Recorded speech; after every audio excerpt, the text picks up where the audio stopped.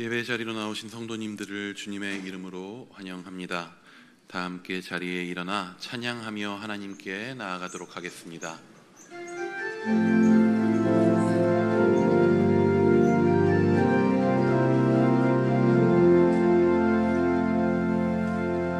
우리 모두 예배하는 자 되어 온전히 영과 진리로 주를 예배하자. 그 주가 우리와 함께 영원히 함께 하시고 마르지 않는 샘물로 우릴 채우시리라.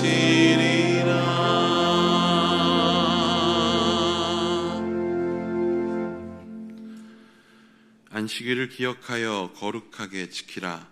이는 엿새 동안에 나 여호와가 하늘과 땅과 바다와 그 가운데 모든 것을 만들고 일곱째 날에 쉬었음이라. 그러므로 나 여호와가 안식일을 복되게 하여 그날을 거룩하게 하였느니라. 우리가 드리는 예배를 기쁘게 받으시는 하나님 아버지, 하나님께서 베풀어 주신 그 놀라운 사랑을 잊지 못하여 예배의 자리로 달려 나왔습니다. 손을 높이 들어 삼위일체 하나님께 영광을 돌립니다. 겸손하게 마음의 문을 열고 주님의 종을 통하여 들려주시는 마음의 귀를 기울입니다. 최선을 다하여 준비한 예물을 가장 겸손한 마음으로 바칩니다. 이렇게 마음과 뜻과 정성을 다하여 예배하오니 저희가 드리는 예배를 기쁘게 받아주옵소서. 예수 그리스도의 이름으로 기원하옵나이다. 아멘. 찬송가 9장으로 함께 찬양하겠습니다.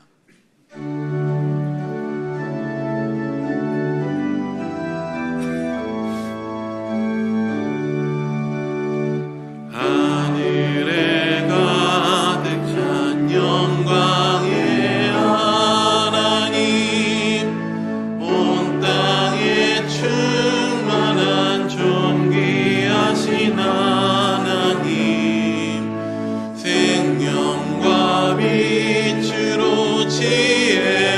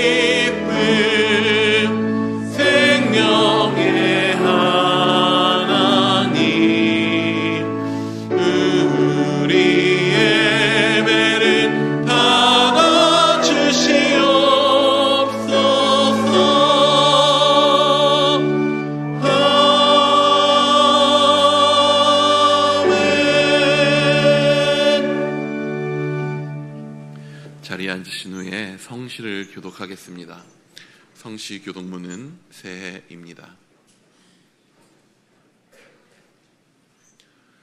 주께서 옛적에 땅의 기초를 놓으셨사오며 하늘도 주의 손으로 지으신 반이니이다.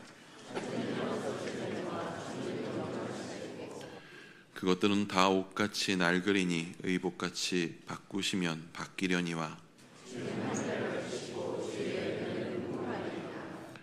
너희는 이전 일을 기억하지 말며 옛날 일을 생각하지 말라. 너희는 유혹의 욕심을 따라 썩어져가는 구습을 따르는 옛 사람을 벗어버리고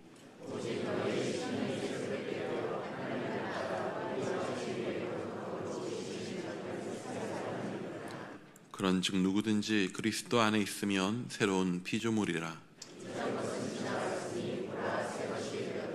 새 계명을 너희에게 주노니 서로 사랑하라. 아멘. 다 같이 기도하시겠습니다.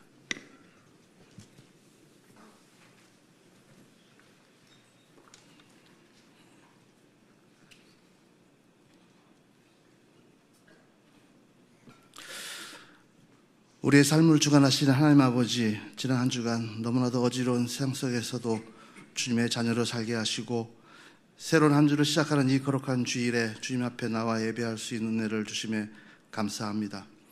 오늘 이 예배의 시간은 오직 하나님만을 높이고 주님께만 집중하는 시간이 되기를 간구합니다. 우리의 마음을 열어 주님의 말씀을 듣게 하시고 성령의 인도하심을 따라 진리하나 행하게 하시옵소서. 참으로 나약하고 허물 많은 부족한 저희를 먼저 주의 자녀로 삼아주시고 주님의 십자가의 은혜 가운데 가장 귀하게 여겨주시며 주님의 형상을 따라 하늘의 소망을 갖고 살아가도록 인도하여 주심에 더욱 감사를 드립니다. 하나님 아버지, 지난 한 주간이 저희의 삶을 돌아봅니다. 주님께서는 저희를 십자가의 피로 사셨지만 저희는 주님의 뜻과는 달리 탐욕과 이기심으로 주님과 멀어진 순간들이 있었음을 고백합니다. 우리의 마음이 주님이 아닌 물질과 세상적 성공을 따라갔던 것도 기억하며 회개합니다. 주님은 저희로 세상의 빛과 소금이 되어 복음의 증인으로 성숙한 삶을 살아가기를 요구하시지만 주님의 자녀답게 살지 못했음도 이 시간 고백하며 회개합니다. 자비로우신 하나님, 저희를 불쌍히 여기시고 우리의 죄악을 깨끗이 씻어 주시옵소서. 세상을 쫓아 살았던 롯이 아니라 아브라함과 같이 말씀을 쫓아 살아가는 자로 하나님을 경외하며 거룩한 믿음의 성도들이 되기를 소망합니다. 세상이 주는 두려움과 유혹 속에서도 오직 주님만을 높이며 담대히 살아가게 하여 주시옵소서. 하나님, 지금 이 나라의 대한민국을 위해 기도합니다. 경제가 무너지고 정치가 혼란한 이 시기에 우리 국민들이 다시 평온한 일상을 되찾을 수 있도록 은혜를 베풀어 주시옵소서. 지도자들에게 지혜와 분별력을 주시고 먼저 하나님을 두려워하게 하시고 공의와 사랑으로 이 나라를 이끌어 갈 수 있도록 인도하여 주시옵소서. 국민들은 서로 사랑하며 이해하며 하나가 되게 하시옵고 특별히 어려운 상황 속에서 고통받는 이들을 기억하여 주시고 주님의 손길로 위로와 소망을 허락하여 주시옵소서. 일산 충신교회를 사랑하신 하나님, 뜻하신 이곳 일산에 30년 전 주님의 복음을 전하는 교회로 세워주시고 지금까지 역사해 주시며 성장하는 교회로 이끌어 주심에 감사합니다. 저는 이기 담임 목사님을 청빙하는 과정을 기도 중에 진행하고 있습니다.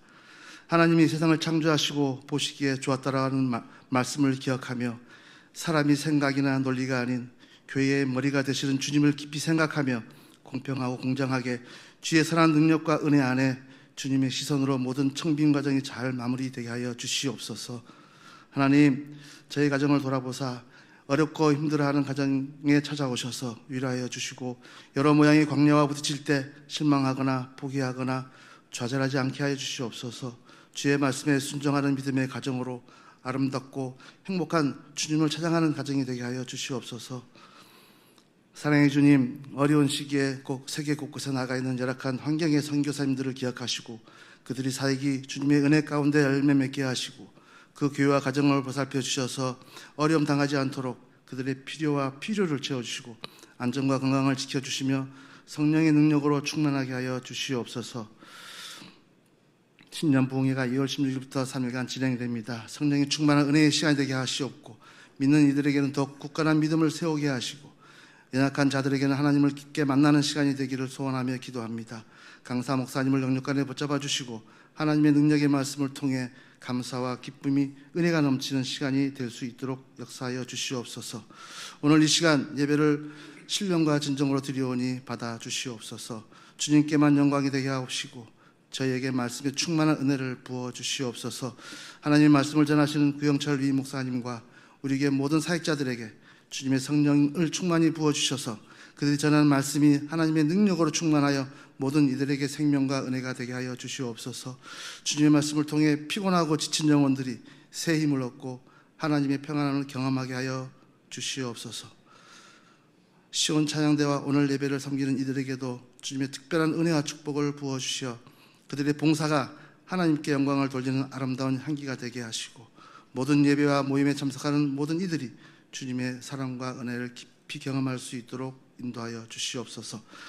지금도 살아계셔서 역사하시는 예수 그리스도의 이름으로 기도드리옵나이다. 아멘.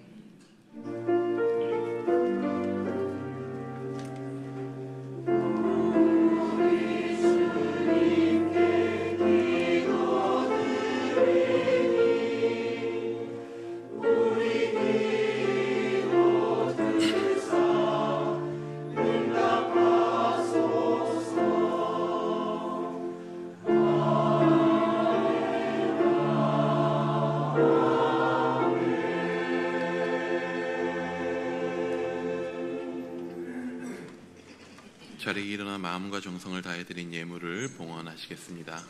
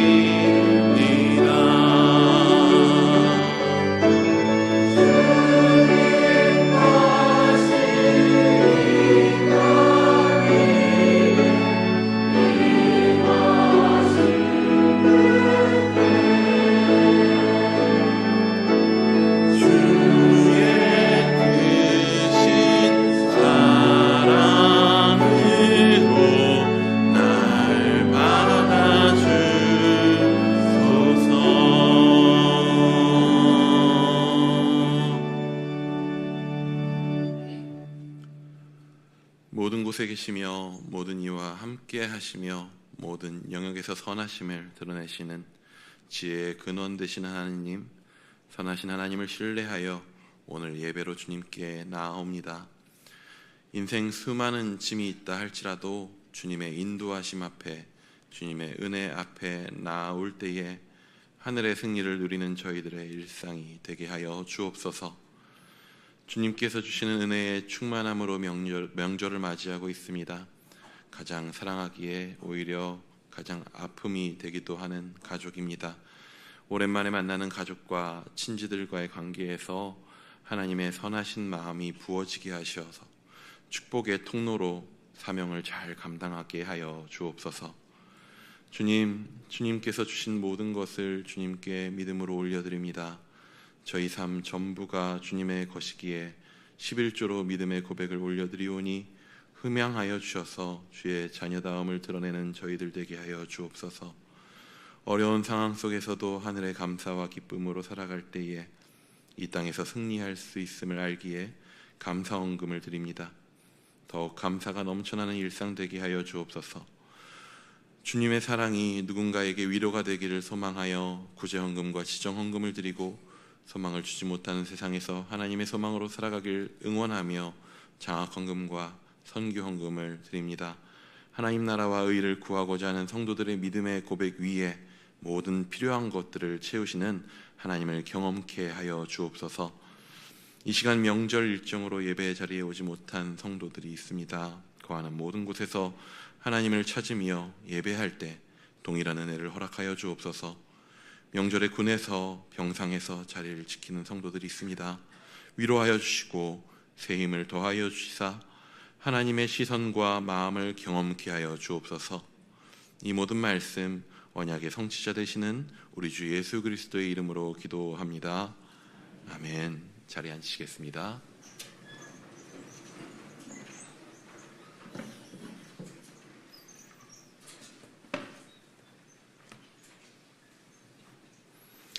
나눔의 시간입니다. 옆에 있는 분들과 하나님의 비전을 붙잡는 예배자가 됩시다 라고 축복하며 인사하도록 하겠습니다. 교회 소식을 나누겠습니다. 주보 사면을 참조해 주시고 앞에 화면을 참고해 주시기 바랍니다. 2월 월삭기도회가 2월 1일 토요일 오전 4시 50분에 본관 3층 사랑관에서 진행됩니다. 예배를 맡으신 분들과 분병 분잔위원들께서는 참석해 주시기 바랍니다.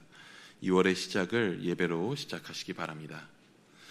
설날 가정 예배 순서지를 비치해 놓았습니다. 또한 교회 홈페이지 교회 소식란에서도 찾아보실 수 있습니다. 교회에서 찾아가시거나 홈페이지에서 다운받아 설날 예배 순서지로 가정에서 예배 드리시기 바랍니다. 한밤의 기도회 강영춘 목사님을 모시고 치유 집회로 은혜롭게 진행하고 있습니다. 성도님들의 많은 참석과 관심을 부탁드리겠습니다. 교회 학교의 겨울 사역은 성경학교와 수련회가 진행 중입니다. 일정을 확인하시고 우리 자녀들의 풍성한 겨울 잔치가 될 수 있도록 기도와 협력 부탁드립니다. 자세한 내용은 주보 이면을 참고해 주시기 바랍니다. 명절 기간 동안에 차량 운행은 쉽니다. 새가족 등록 신청을 받습니다. 교회에 등록하셔서 행복한 신앙생활 하시기 바랍니다. 등록은 예배 후에 2층 나눔의 방에서 해주시기 바랍니다. 오늘 하나님께서 우리에게 허락하신 말씀은 여호수아 17장 7절에서 18절까지의 말씀입니다.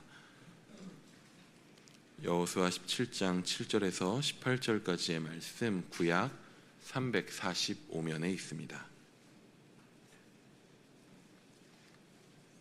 여호수아 17장 7절에서 18절까지의 말씀을 봉독해 올리겠습니다. 므낫세의 경계는 아셀에서부터 세겜 앞 믹므닷까지이며 그 오른쪽으로 가서 엔다프와 주민의 경계에 이르나니 다프와 땅은 므낫세에게 속하였으되 므낫세 경계에 있는 다프와는 에브라임 자손에게 속하였으며 또 그 경계가 가나 시내로 내려가서 그 시내 남쪽에 이르나니 므낫세의 성읍 중에 이 성읍들은 에브라임에게 속하였으며 므낫세의 경계는 그 시내 북쪽이요 그 끝은 바다이며 남쪽으로는 에브라임에 속하였고 북쪽으로는 므낫세에 속하였고 바다가 그 경계가 되었으며 그들의 땅의 북쪽은 아셀에 이르고 동쪽은 이사갈에 이르렀으며 이사갈과 아셀에도 므낫세의 소유가 있으니 곧 벳산과 그 마을들과 이블람과 그 마을들과 돌의 주민과 그 마을들이요 또 엔돌 주민과 그 마을들과 다아낙 주민과 그 마을들과 무기토 주민과 그 마을들 새 언덕 지역이라. 그러나 므낫세 자손이 그 성읍들의 주민을 쫓아내지 못하매 가나안 족속이 결심하고 그 땅에 거주하였더니 이스라엘 자손이 강성한 후에야 가나안 족속에게 노역을 지켰고 다 쫓아내지 아니하였더라. 요셉 자손이 여호수아에게 말하여 이르되 여호와께서 지금까지 내게 복을 주심으로 내가 큰 민족이 되었거늘 당신이 나의 기업을 위하여 한 제비 한 분깃으로만 내게 주시면 어찌함이니까 하니 여호수아가 그들에게 이르되 내가 큰 민족이 되므로 에브라임 산지가 내게 너무 좁을진데 브리스 족속과 르바임 족속의 땅 삼림에 올라가서 스스로 개척하라 하니라. 요셉 자손이 이르되 그 산지는 우리에게 넉넉하지도 못하고 골짜기 땅에 거주하는 모든 가나안 족속에게는 베스안과 그 마을들에 거주하는 자이든지 이스라엘 골짜기에 거주하는 자이든지 다 철병거가 있나이다 하니 여호수아가 다시 요셉의 족속 곧 에브라임과 므낫세에게 말하여 이르되 너는 큰 민족이요 큰 권능이 있은즉 한 분깃만 가질 것이 아니라 그 산지도 내 것이 되리니 비록 살림이라도 내가 개척하라 그 끝까지 내 것이 되리라. 가나안 족속이 비록 철병거를 가졌고 강할지라도 내가 능히 그를 쫓아내리라 하였더라. 아멘. 시온 찬양대 찬양이 있겠습니다.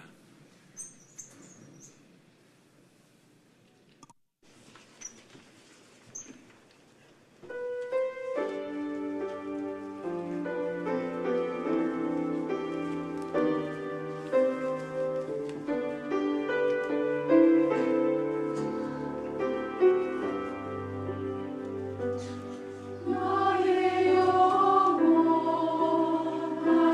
기여 생명보다 귀하다. 나의 날이 다가도록 나와 동행하소서.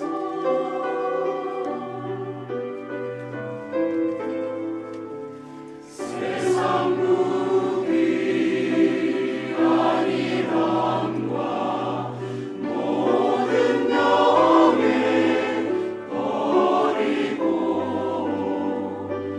험한 길을 가는 동안 나와 동행하소서.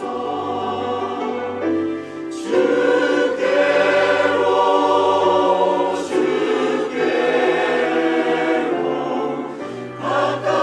가까이 가오니 나의 갈 길 다가도록 나와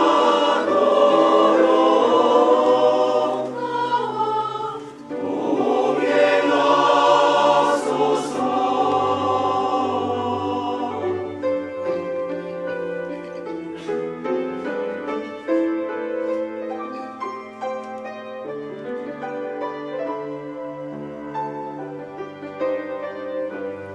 어두운 골짜 지나가며 험한 바다 건너서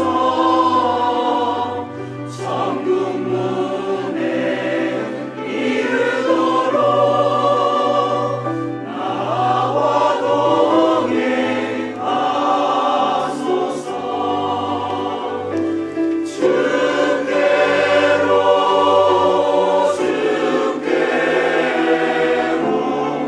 가까이 가오니 나의 갈 길 다가도록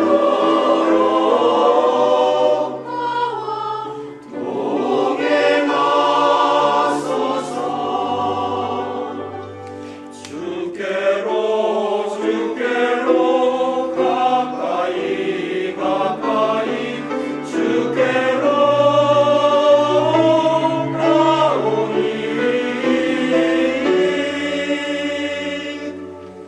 나의 갈 길 다가도록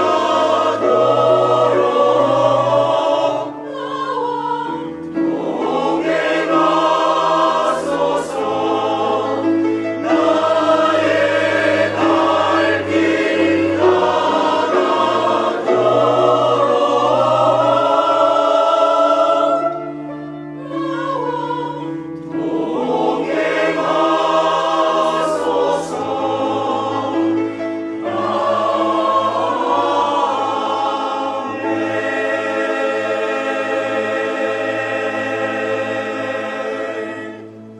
아멘.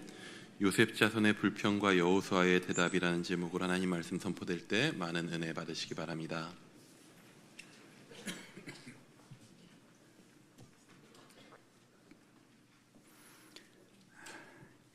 인생 살다 보면 어떤 일에 불평스러운 말을 듣는 경우들이 있습니다.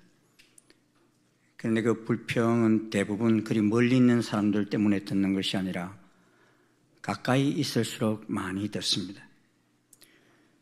저에게 제일 많이 불평하고 또 지적하는 사람이 누구겠어요? 네. 하고 한 날부터 사는 여인이 저를 제일 많이 지적합니다. 이번 설교에도 무엇을 빠뜨렸다고 그러고 무엇을 강조하지 않았다고 그러고 통계가 틀리다고 그러고, 저는 그 이야기를 들을 때 아이고 이번 설교도 죽을 수 없구나 생각하고 있는데, 그때 등록한 지 얼마 안 되시는 한 성도님이 목사님 오늘 말씀 너무 감사했습니다 하는 문자를 보내주셨어요. 여기 앉아 계시네 보니까. 저는 그 문자를 보면서 오늘 설교는 죽이 필요했던 성도님을 위해서 준비됐구나, 저는 그런 생각을 합니다. 사람이 불평을 쏟아내는 이유가 뭡니까? 불만족이 그 원인입니다. 헬라어로 불평하다는 공기조인데 여기 함축된 개념은 타당한 요구라고 생각한 것이 충족되지 않았다는 것입니다. 오늘 본문은 13장에서부터 시작된 땅 분배 이야기 중에서 요단 서편에 자리 잡은 요셉 자손 므낫세 반지파의 이야기입니다. 므낫세 지파는 특이하게도 한 곳의 땅 분배를 받지 않고 요단 동편의 전체 지파에 반이 정착하고 나머지 반 지파는 요단강 서편에 정착했습니다. 요단 동편 땅은 하나님께서 언약으로 주신 땅이 아니었지만 이 땅은 목축하기 좋은 풍요로운 땅이었기에 목축이 많은 이들이 이 좋은 땅을 모세에게 요청하여 부여받았습니다. 그리고 오늘 요단 동편에 정착한 므낫세 반지파를 뺀 나머지 반지파가 요단 서편의 땅을 여호수아로부터 분배를 받습니다. 그 므낫세 반지파의 땅이 분배되는 이야기가 이 여호수아 17장 7절부터의 본문 이야기입니다. 그런데 오늘 본문을 보면 12지파에게 땅을 분배 중입니다. 그런데 요셉 자손이 여호수아에게 나와서 말하기를 여호와께서 지금까지 내게 복을 주심으로 내가 큰 민족이 되었거늘 당신이 나의 기업을 위하여 한 제비 한 분깃만으로 내게 주시면 어쩌미니까, 이렇게 불평하면서 말합니다.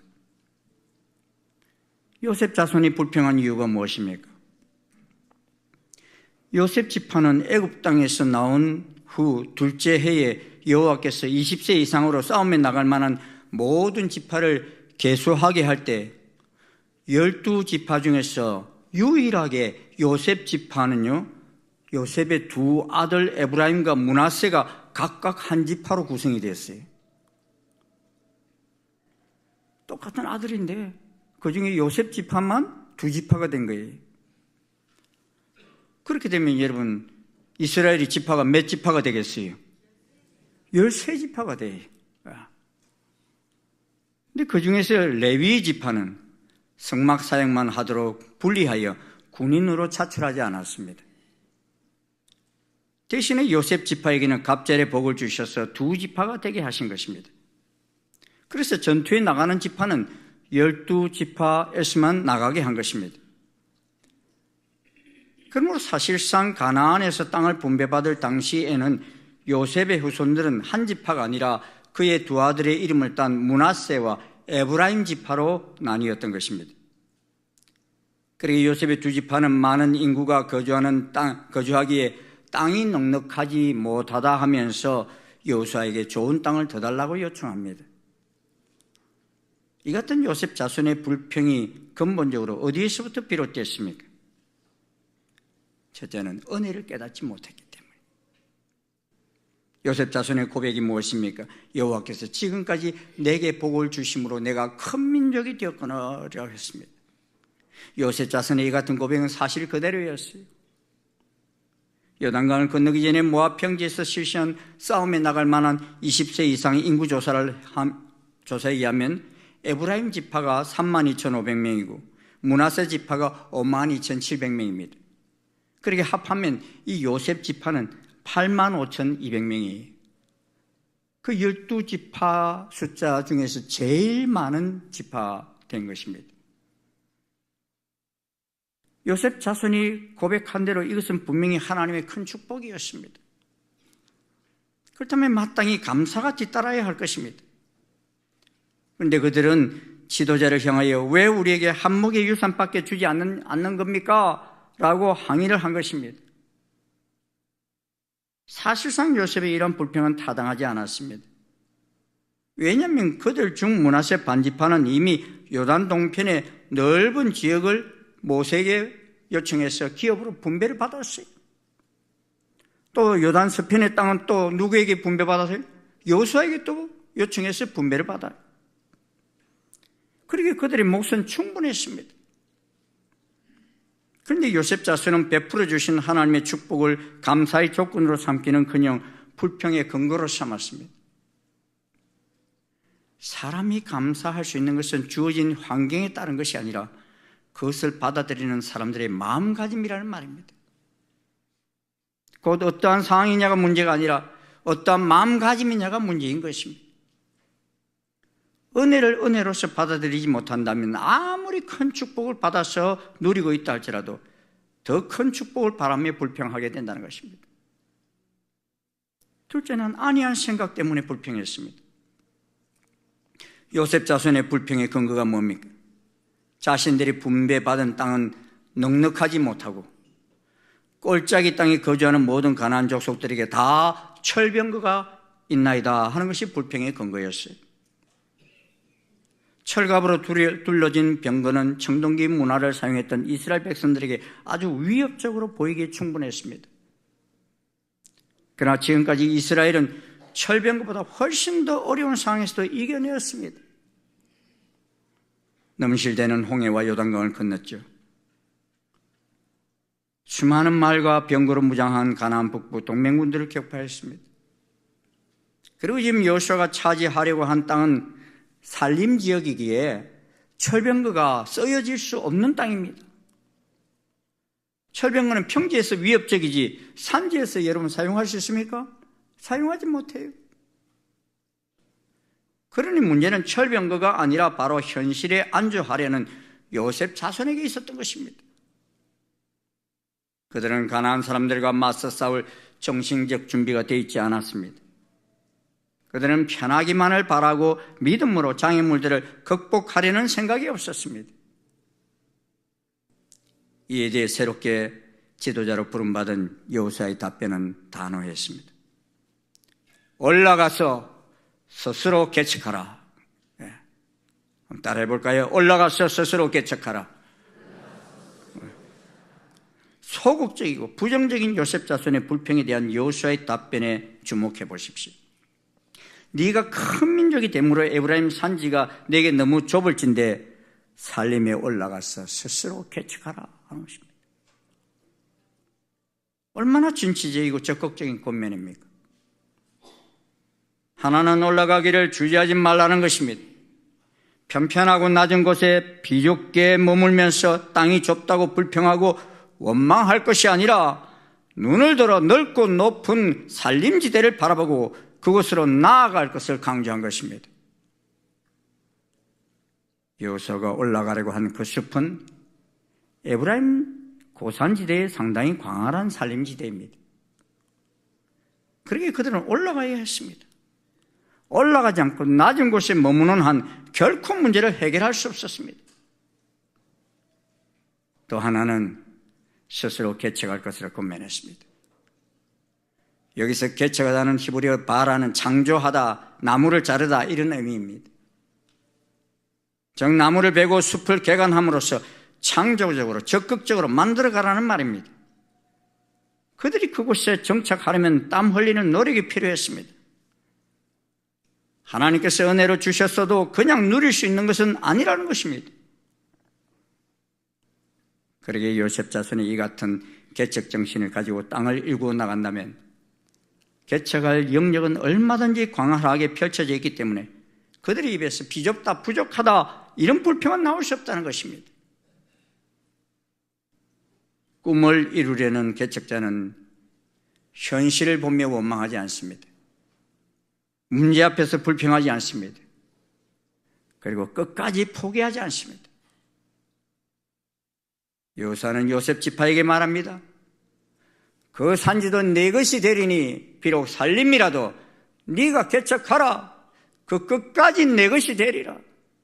가나안 족속이 비록 철병거를 가졌고 강할지라도 네가 능히 그를 쫓아내리라 하였습니다. 하나님께서 이미 약속으로 주신 땅이니 믿음으로 개척하라는 것입니다. 옛말에 호사다마라는 말이 있죠. 좋은 일에 탈이 많다는 뜻입니다. 좋은 일에는 방해가 많고 좋은 일이 실현되기 위해서는 많은 풍파를 겪어야 한다는 것입니다. 더욱이 처음 어떤 것을 이루는 데는 수많은 어려움이 있습니다. 여러분, 우리가 지금 비행기를 타고서 저 태평양을 건너서 미국 대륙 또 유럽 저 끝까지도 이렇게 날아가고 하는데, 이 비행기를 처음 개척한 라이트 형제가 비행기를 만들기까지 얼마나 많은 시행착오가 있었는 줄 아십니까? 글라이더 시험 비행만 무려 1000회 이상 했습니다. 가솔린 기관을 장착한 비행기는 첫 번째 비행했을 때 12초 떠다가 내렸어요. 두 번째 비행할 때 59초 떠서 내렸어요. 그런데 요사이는 12초가 뭡니까? 14시간, 15시간 이렇게 날아가도 쉬지도 않고 날아갑니다. 이유가 뭡니까? 포기하지 않았기 때문입니다. 어느 시대나 새로운 분야를 개척한 사람들은 한 가지 공통점이 있습니다. 그것은 그들이 자신만의 분야를 개척해 나가는 데 있어 결코 쉽게 포기하지 않았다는 것입니다.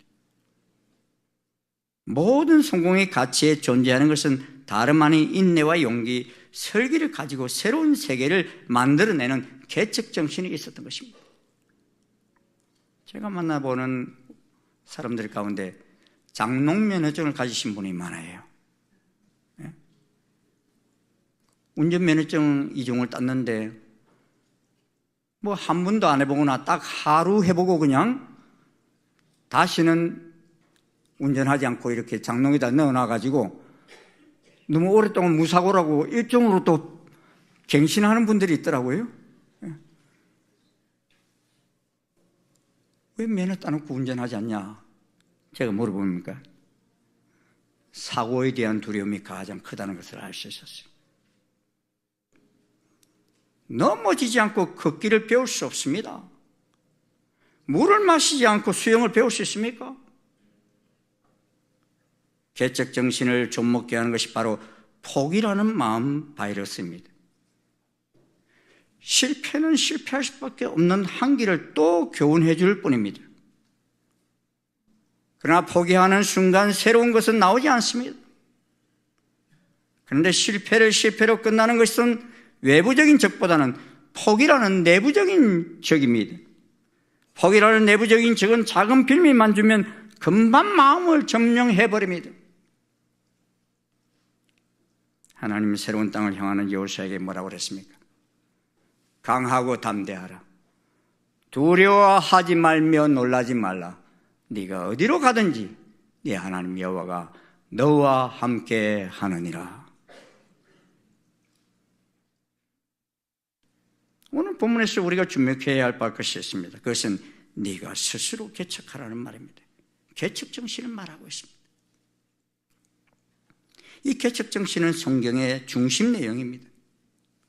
그동안 수많은 믿음의 선조들이 개척 정신을 믿고 실천하며 걸어왔습니다. 이번에 우리 2월에 부흥회 강사로 오시는 장흥길 목사님은 장로의 신학대학에서 신약학 교수로 계시다가 얼마 전 은퇴하셨는데, 신학 교수가 되시기 전에 저와 함께 서울 충신교회에서 함께 사역을 하셨던 분입니다.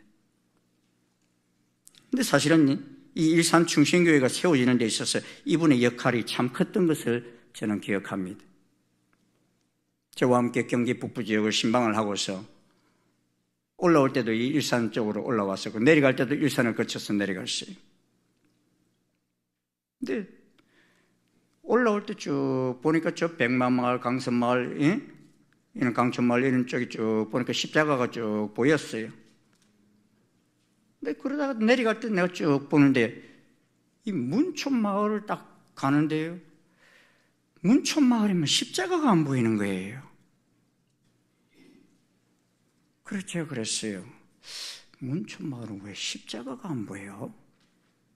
제가 이렇게 구시렁거렸더니만 옆에 앉아있던 이 장한길 목사님이 구영철 목사님이 개척을 해요? 그래. 그러는 거예요. 저는 그때까지 개척이라고는 한 번도 기도도 해본 적도 없고 생각도 해본 적이 없어요. 근데 바로 조금 더 가니까 컨테이너 박스가 있으면서 분양사무소 이런 게 딱 보이는 거예요. 그래서 우리가 저기 한번 가서 물으나 보고 가자고 그러겠어. 그 분양사무소에 들어가 가지고 여기 문천마을에는 왜 교회가 없나요? 하고 물었더니만 분양사무소 소장님이 여기 상가 3층에 교회 들어오게 해달라고 기도하고 있대. 그래서 저는 깜짝 놀랐어요. 왜냐니까 기도하고 있다는 말입니다. 그분은 순복음교회 집사님이시더라고요, 보니까. 이런저런 질문을 주고받다가 그 상가 3층에 5개의 블록을 있는다면 최소한의 교회가 생겨날 수 있겠다는 생각을 하고서 집에 와서 아내에게 이야기하고 또 그 다음날 박정석 목사님께 말씀을 드렸더니만 토요일 날 말씀드렸는데 주일 날 당일을 하시더니만 월요일 날 계약금을 주시면서 일사천리로 가서 그냥 개척을 하게 하셨어요. 이전에는 두 분이나 내가 어디 가겠다고 그럴 때 못 가게 하셨는데 이번에는 왜 이렇게 신속하게 허락을 하셨는지 그렇게 해서 생겨난 게 일산충신교회예요. 그렇게 개척된 일산충신교회로서 또다시 일산과 전국의 교회가 개척되었고 전 세계 여러 나라의 교회들이 개척됐어요. 여러분 우리 교회가 개척한 거 어느 나라에 개척한지 아세요? 중국에도 딱강교회 세웠죠. 러시아에도 세웠죠. 캄보디아에도 2개 교회 세웠고 또 인도네시아 등의 교회들과 신학교를 세웠습니다. 우리 콩고에는요 4개 교회가 함께 해가지고 텔레비전 복음 교육 방송국이 세워져 있어요. 직원이 한 90명 정도 돼요. 그곳에 지금 병원과 또 학교가 지금 세워지고 있어요. 라오스에만 우리 학교 5개를 세웠어요.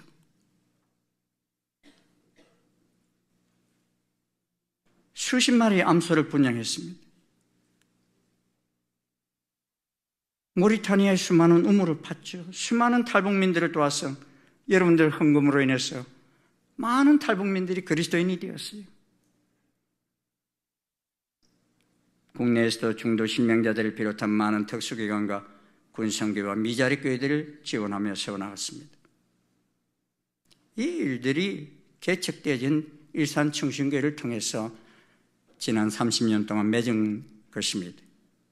우리가 개척 정신을 잘 받아들이며 실천하였기에 가능한 열매들이었습니다. 우리 하나님께 한번 감사의 박수 올려드리십시다, 여러분. 저는 개척을 하면서 이렇게 많은 열매를 맺을 것은 상상하지 못했어요. 그런데 개척 초기에 하나님께서 환상을 보여주시는데 화살이 날아서 지구본을 뱅뱅뱅뱅뱅뱅 도는 모습을 보여주셨어요. 근데 그때만 해도 그 환상이 무엇을 의미하는지 자세히는 몰랐습니다. 근데 이스라엘 성지순례를 가면서 모스크바에 이렇게 모스크바 공항에 밤에 이렇게 급유를 하기 위해서 내렸는지 내리는 사람이 있어서 그런지 거기 내려서 급유를 하는데 밤이니까 뭐 캄캄해서 보이는 건 아무것도 없고 불빛만 좀 이렇게 보이는데 여러분 우리나라는요 비행기 타고 이렇게 김포공항이나 이제 내리다 보면 육지가 가까워지면 엄청나게 많이 보이는 게 있어요. 그게 뭔지 아세요? 십자가예요. 빨간 십자가들이. 근데 러시아에는 십자가는 거의 하나도 보이지 않더라고요. 불빛만 보이지. 그 순간 제 마음속에서 기도가 나왔어요. 하나님, 이 러시아 땅을 밝게 해 주옵소서 하는 기도를 했어요. 그런데 그 기도하고 나서 난 잊어버렸는데 2, 3년 뒤에 러시아 장신대에서 강의를 해달라는 요청이 와서 러시아를 가게 되었습니다. 그리고서는 그 길로 몇몇 곳을 둘러보면서 여러분, 러시아에도 충신교회가 생겨났다는 걸 아십니까? 러시아에도 충신교회 개척되었어요. 잘 못 가요. 왜? 모스크바에서 8시간을 기차를 타고 가야 되니까. 그때 그래도 가신 성도님들이 한 8분인가 이렇게 됩니다. 우리 성도님들 같이 가셔서 개척을 했어요. 개척 정신은 하나님의 명령입니다. 창세기 12장 1절에 여호와께서 아브라함에게 이르시되 너는 너희 본토 친척 아비 집을 떠나 내가 내게 지시할 땅으로 가라 하셨습니다. 이 말씀은 새로운 땅을 개척하라는 말입니다. 아브라함은 하나님 말씀 믿고 삶의 터전을 떠나 새로운 삶을 개척했습니다. 그런 면에서 믿음의 조상 아브라함은 유명한 개척자입니다. 아브라함은 가는 곳마다 삶을 개척했습니다. 순간순간의 고난과 위기를 하나님을 믿는 믿음으로 이겨냈습니다. 아브라함의 삶에는 늘 힘든 일과 위험이 도사리고 있지만 그 개척 정신이 아브라함으로 하여금 늘 힘있는 삶을 살게 했습니다. 하나님께서 아브라함의 후손에게 약속하신 젖과 꿀이 흐르는 가나안 땅을 주겠다 하셨습니다. 이스라엘 백성들은 이 말씀을 믿고 개척 정신을 가지고 그 땅을 젖과 꿀이 흐르는 땅으로 만들었습니다. 하나님 나라를 확장해 나가는 공동체는 한결같은 개척 정신을 가지고 살았습니다. 성경을 보면 위대한 선지자들도 다 위대한 개척자들이었습니다. 신약의 12제자와 사도 바울 그리고 성도들 역시 개척자들이었습니다. 위대한 민족의 지도자 모세도 개척자였습니다. 광야 40년의 생활 자체가 개척 정신으로 하셨고 모세의 후기자인 여호수아도 개척 정신으로 충만한 사람이었습니다. 그러게 여호수아가 모세의 정신을 이어받아 가나안 땅을 정복하고 이스라엘 12지파에게 나누어 주면서 요셉 자손들에게도 네가 스스로 개척하라 명령을 내렸던 것입니다. 여기서 말한 네가 스스로 개척하라는 말은 욕심을 버리고 주신 은혜에 감사하며 주어진 환경을 변화시켜라 하는 것입니다. 여호수아가 명령한 네가 스스로 개척하라는 명령은 요셉 자손에게만 주신 것이 아니라 이스라엘 전 지파에게 주신 것이요 오늘을 살아가는 우리에게도 주신 말씀입니다. 그러므로 우리 모두는 우리의 남은 삶을 힘있게 개척해 나가는 삶이 되어지기를 주의 이름으로 축원합니다. 분배된 기업에 대한 요셉 자손의 불평에 대하여 여호수아의 답변은 단호했습니다. 네가 능히 쫓아내리라 했습니다. 여호수아는 요셉 자손들에게 가장 필요한 한 가지 사실을 일깨워주었습니다. 그것은 그들이 요구하는 넓은 땅덩어리가 아니라 하나님을 의지하는 믿음을 일깨워줬습니다. 이를 실천적으로 보여준 사람이 있죠. 14장에서 등장하는 유다지파 갈렙을 보십시오. 그는 45년 전 여호수아와 함께 12정탐꾼에 속하여 가나안을 40일 동안 정탐하고 와서는 10명의 정탐꾼들은 우리는 네피림 후손인 아낙 자손의 거인들을 보니 우리 스스로 보기에도 메뚜기 같아 그랬어요. 그럼 가나안 못 들어가겠다 이 말 아닙니까? 그런 말할 때 갈렙이 말합니다. 갈렙이 모세 앞에서 백성을 조용히 하게 하고 이르기를 우리가 곧 올라가서 그 땅을 취하자 능히 이기리라. 다 부정적인 보고를 할 때 약속을 믿으면서 올라가 그 땅을 취하자고 외쳤던 사람이 갈렙입니다. 그 갈렙이 45년 후에 이제 가나안 땅에 들어왔어요.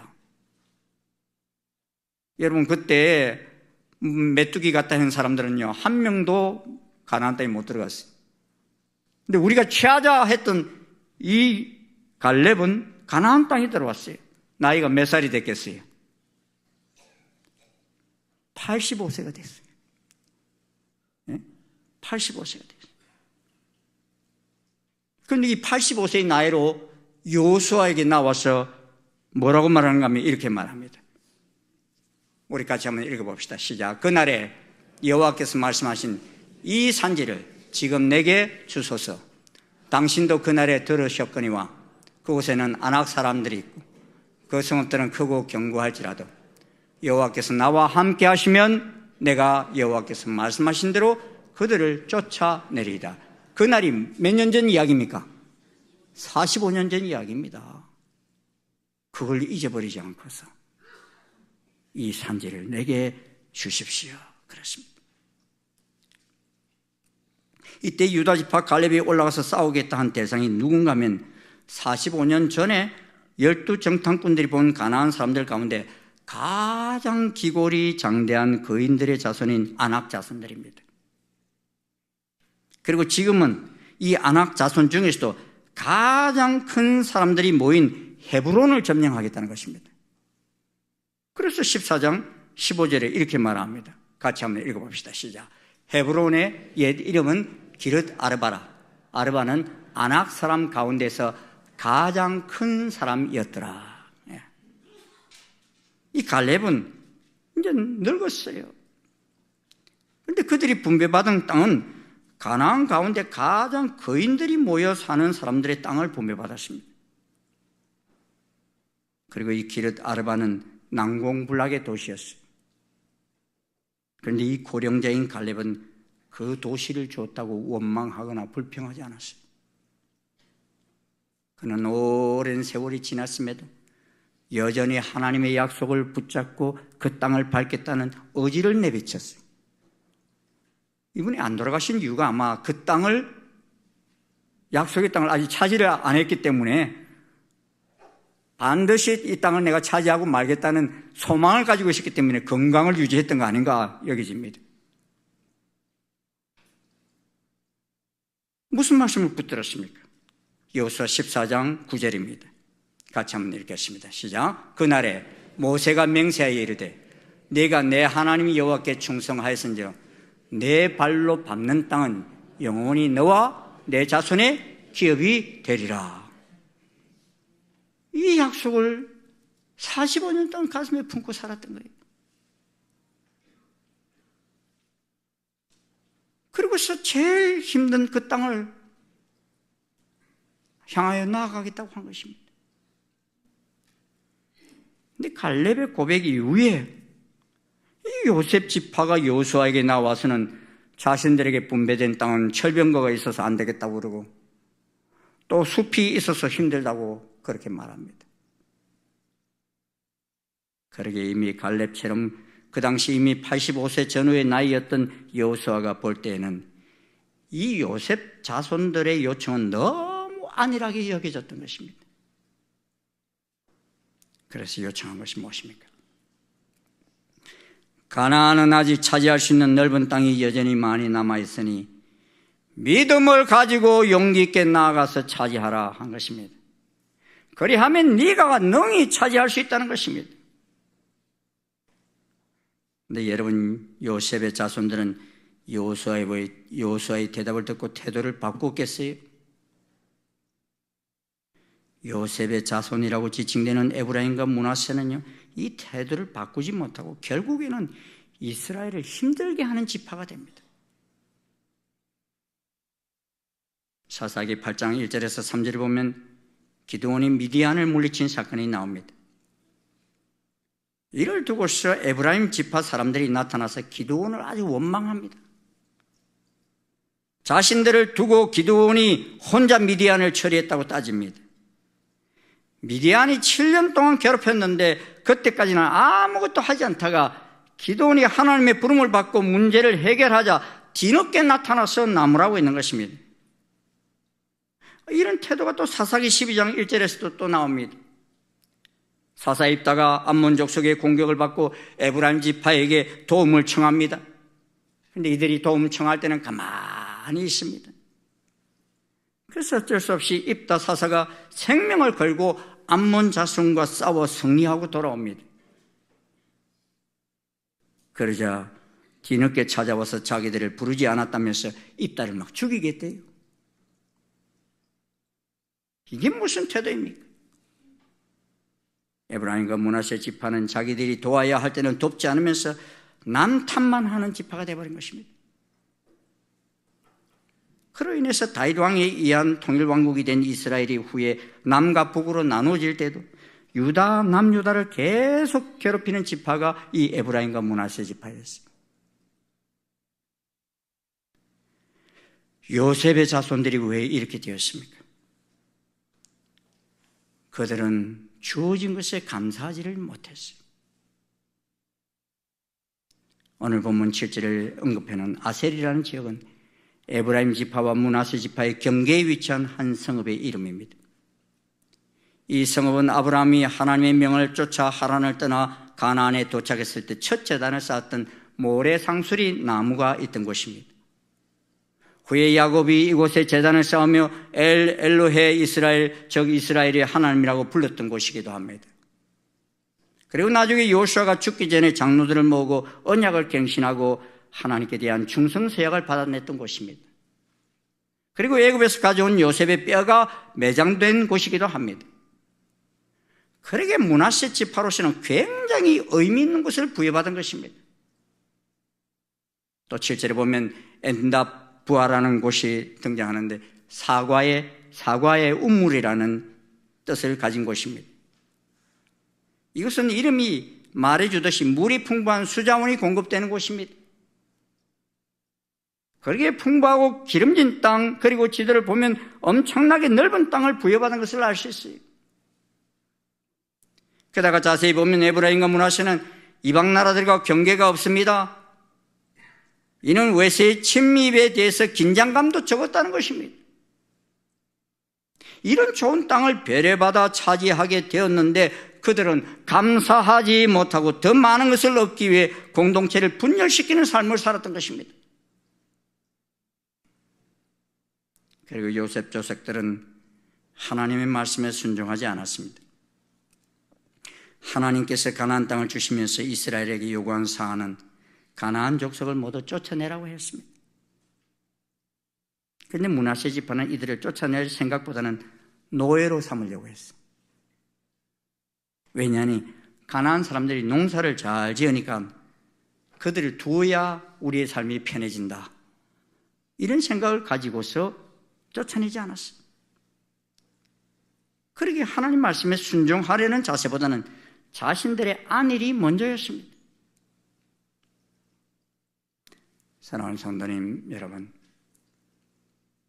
하나님 말씀을 순종하는 삶은 갈렙처럼 이 산지를 내게 주소서라고 말하며 도전하는 삶이지만, 하나님 말씀을 신뢰하지 않는 사람은 한 분깃으로만 내게 주심이 어찌함이니까 불평하는 삶이 될 수밖에 없는 것입니다. 저는 오늘 말씀을 준비하면서 그런 생각이 들더군요. 우리 교회가 시작되고서 이 한국 땅과 열방에 열심히 개척했을 때 지경이 계속 넓어졌어요. 그런데 이제 개척을 그래도 우리가 한 6개째 하고서 또 외국에 한 4-5개씩 이렇게 하고 나니까 이제 개척은 이만하면 됐다 하는 생각을 딱 갖는 순간 교회가 정체되기 시작하는 것을 느꼈어요.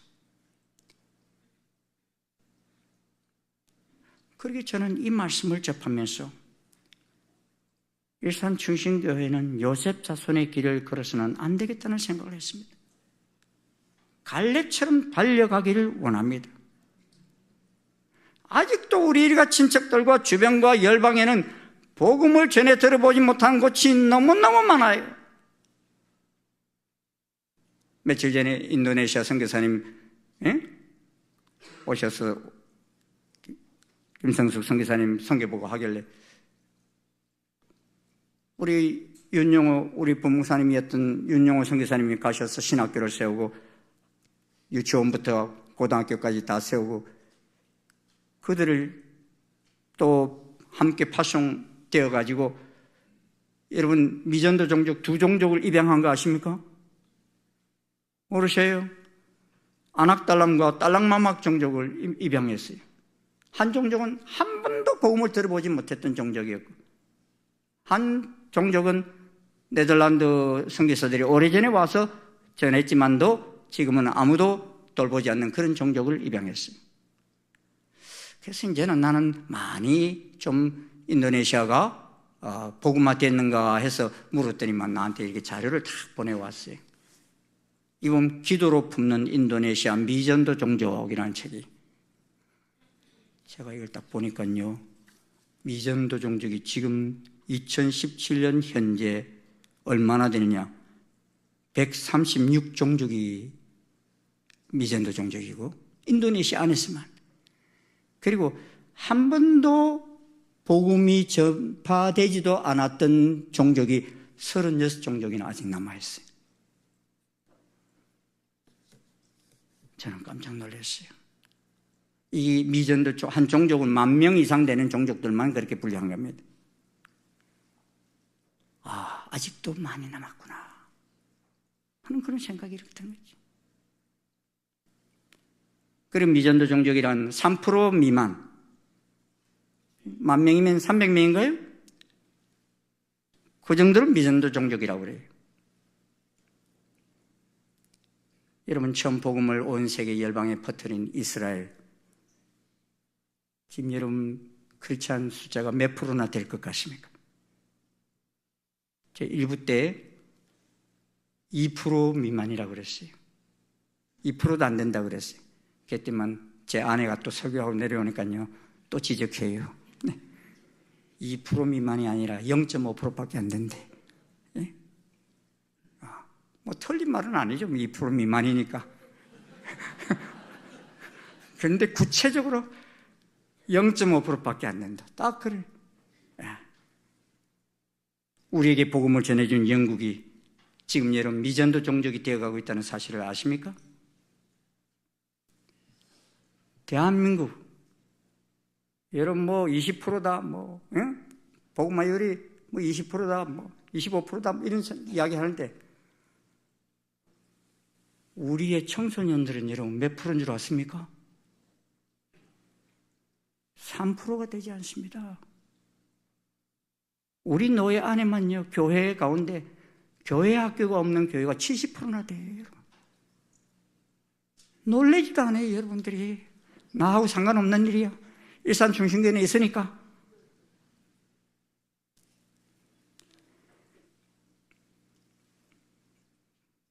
사랑하는 일산 중심성도 여러분, 우리는 달려온 30년을 잘했다고 자랑할 것이 아니라 달려갈 30년도 더 열심히 하나님 나라를 개척하며 확장해 나갈 수 있기를 소원합니다. 지도자가 바뀌어도 여호수아가 모세의 개척 정신을 그대로 이어받아 가나안을 점령해 나간 것처럼 주님 오시는 그날까지 이 산지를 내게 주소서라는 기도를 드리며 달려갈 수 있기를 소원합니다. 그렇게 하는 것이 하나님께서 이 일산 중심교회를 개척하여 세우신 목적입니다. 그리고 모든 성도들이 다 이 개척 정신을 계속 이어나가 갈렙의 고백이 우리의 고백이 될 수 있기를 소원합니다. 그 정신을 잃어버리지 않고 앞으로 다가온 30년을 또다시 달려갈 때 먼저 그 나라와 그 일을 구하는 우리 모두에게 하나님의 은총이 앞으로 계속 되어지리라 믿습니다. 감사하며 순종하는 우리에게 하나님의 은총이 자손대대로 이어지기를 주의 이름으로 축원합니다. 기도하시겠습니다. 고맙습니다, 주님. 주님이 뜻이 계셔서 30년 전 이 일산 땅에 일산 중심교회를 세워주시고 열방 속에 하나님의 나라를 건설하며 세워가게 하신 아버지 감사합니다. 아버지 하나님, 저희들 30년 동안 이렇게 열심히 잘 개척했다고 안이한 마음을 가지고 자만하며 머무는 저희들 되지 않게 도와주시고 이제 새로운 또한 세대, 새로운 지도자와 함께 앞으로 전개되는 이 30년도 더욱더 하나님을 기쁘시게 하는 교회로 달려가기에 부족함이 없는 일산 충신교회가 되게 도와주시옵소서. 우리들이 이 일에 또한 앞장서 함께 손에 손잡고 달려가는 이 시대의 갈렙이 되게 인도해 주시옵소서. 그래서 우리 모두가 하나님 앞에 섰을 때 부끄럼 당치 않게 하시고 잘했다 칭찬받는 복된 주의 백성들이 되기를 간절히 소원하며 우리 주 예수님 이름으로 기도드리옵나이다. 아멘. 우리 다 자리에서 일어나셔서 586장 찬송 함께 부르시도록 하겠습니다.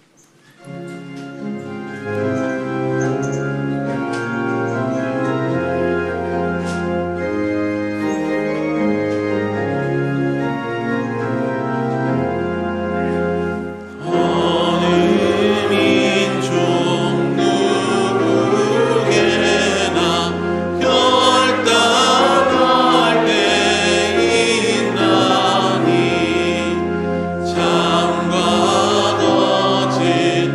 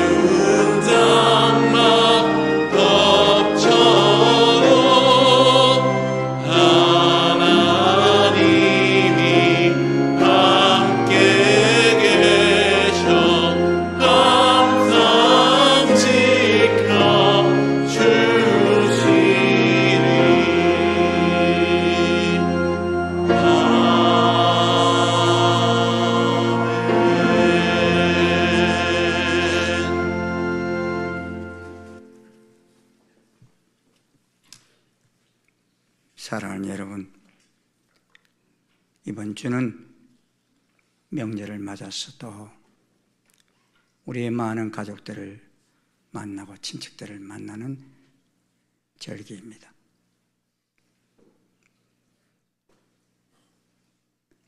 우리는 이미 예수를 믿고 천국 백성이 되었는데 우리가 만나야 할 그들, 아직도 미전도 종족은 없습니까? 복음을 들어야 할 우리의 가족들은 없습니까? 이번 만남이 그들과의 만남의 마지막이 될 수도 있습니다. 마지막 기회일 수도 있습니다. 여러분 마음속에 떠오르는 사람들이 있다면 이번에 여러분들이 갈렙과 같은 개척자가 될 수 있기를 소원합니다. 여러분 때문에 그들도 천국 백성이 되는 놀라운 축복을 누릴 수 있기를 소원합니다. 지금은 우리 주 예수 그리스도의 한량없으신 은혜와 하나님 아버지의 지극하신 사랑과 성령님의 교통, 역사, 인도하심이 달려온 삶을 되돌아보며 감사하며 앞으로의 달려갈 삶도 주님 이 자리에 안주하는 삶이 아니라 주께서 허락하신 그 개척의 정신을 가지고 우리 이웃의 주변의 열방을 주님께로 돌이키기를 결심하고 돌아가는 아버지 모든 주의 자녀들 머리 위에 그 발걸음 위에 지금부터 영원토록 함께 하옵시기를 간절히 축원하옵나이다. 아멘.